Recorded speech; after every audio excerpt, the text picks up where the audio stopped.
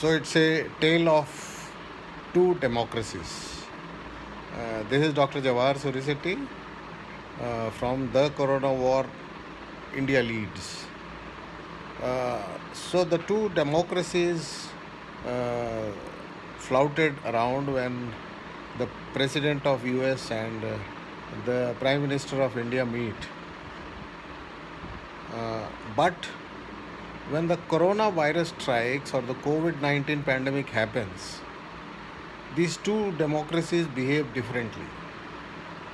So on one side, as in the video that is about to follow, you will see the president and the governors not being listened to, and on the other side you will see the Indian premier appealing and everybody listening to, maintaining social distancing, maintaining masks, maintaining washing of hands. And that's the difference between these two democracies. One is too democratic that the people come to the streets, flout norms, and do whatever they want. And there are a lot of deaths. You can see the comparison clearly. That even though the Indian population is higher than the US and it is more densely populated, the number of deaths and the number of infected are just in control because of the public following what the premier says and also taking care of themselves, their near and dear ones, their families, etc.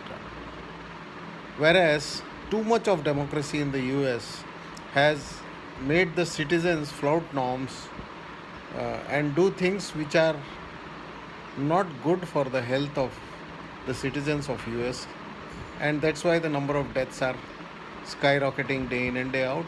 Infections are high, and then we can blame anybody we want. So in this corona war, the name of India is going to be written in golden words as being one of the most populous countries in the world, but one of the most disciplined countries in the world, where the citizens listen to what is right, and whichever government, whichever political party it might be. The state governments and the central government have done a phenomenal job in containing this. Yes, some states have failed, but still overall the situation in India is not as grim as it was perceived to be by the WHO, and as it is presumed that India will lead the infection.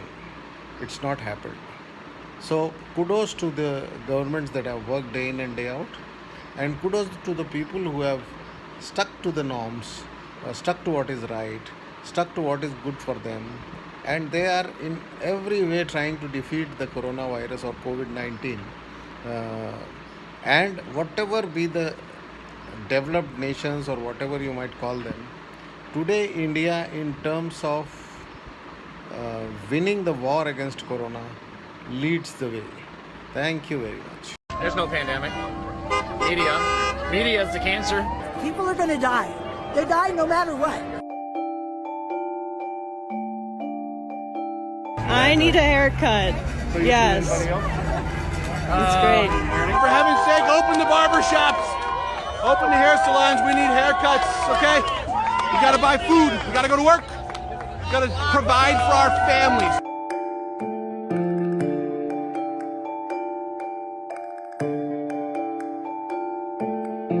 When it comes to the pandemic, are you scared at all? Do you believe in it? Yes, Oh, yes, I believe we it's sure real. do. Yeah. Exactly, it is real. We still have a right, I think, to Work. And we have a higher power that we believe in that takes care of us. And I know that it's a real thing. The pandemic is a real thing, and we do believe in Yeah, that. it's not But fake, we want but to it's work. full-on We want to work. We don't want a government handout. Almost none of the street protesters Thursday wore masks or physically distanced, as the CDC recommends. No, we aren't. We're not scared of this virus.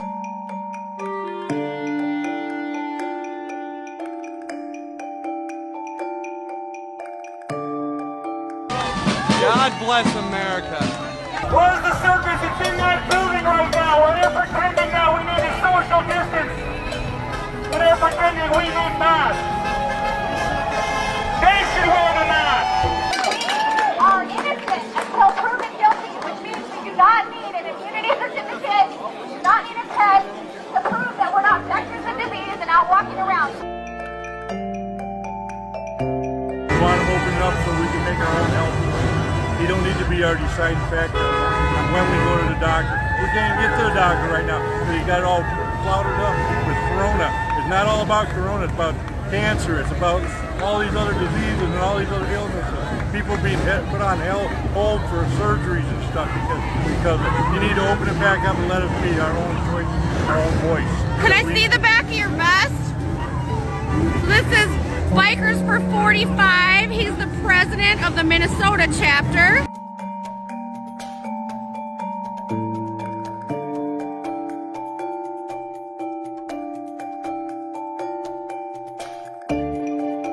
If you can't make the choices for yourself, you no longer live in a free country.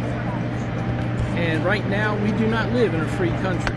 We have to wait for permission from the government at many levels to be able to do something. Go out of the house, go shopping, gather in groups of 10 or more. Men and women are tyrants!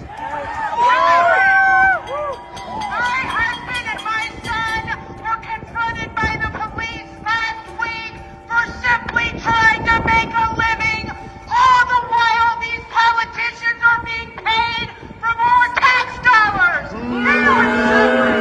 They are suffering! We are suffering! This is an uprising!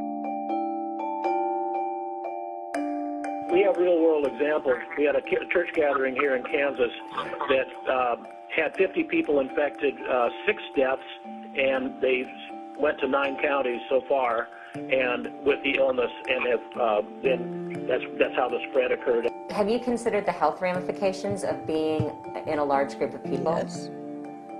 And that doesn't change your mind? No. Why do you think the doctors are saying that? They don't have any choice. Of course they have to say that. USA! USA!